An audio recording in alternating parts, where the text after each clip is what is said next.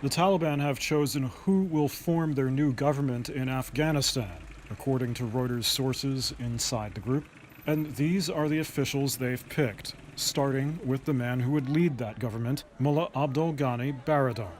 Abdul Ghani Baradar is one of the co-founders of the Taliban and was a close friend of the Taliban's first leader, Mullah Muhammad Omar. It was Omar that gave him the nom de guerre of Baradar, which means brother.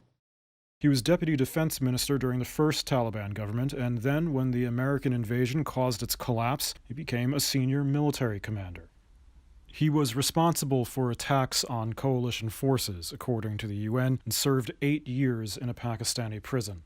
Baradar will be joined by Sher Mohammad Abbas Stanekzai, who was his deputy. Stanekzai has been one of the group's most public faces. He was once a deputy foreign minister for the group. He's a fluent English speaker, graduated as a military cadet in India in the 1980s, and fought in the Afghan-Soviet War. One of his former classmates in India told Reuters that he was an average cadet. Another said he didn't show any signs of Islamist radicalization at the time. The Taliban's supreme religious leader, Hibatullah Akhundzada, will continue to focus on religious matters and governance within the Taliban's interpretation of Islam.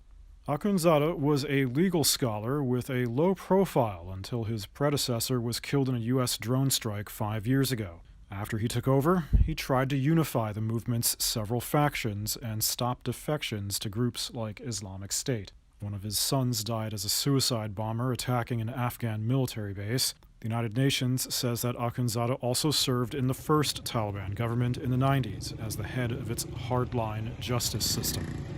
The Taliban have previously said that they want to form a consensus government, but a Reuters source close to the militants says that, for now, the interim government will consist solely of Taliban members. Within 6 to 8 months, they plan to form a representative assembly and also discuss a constitution. Western powers and others have said that formal recognition of a Taliban government will depend on its actions. Russia considers the Taliban to be a terrorist group.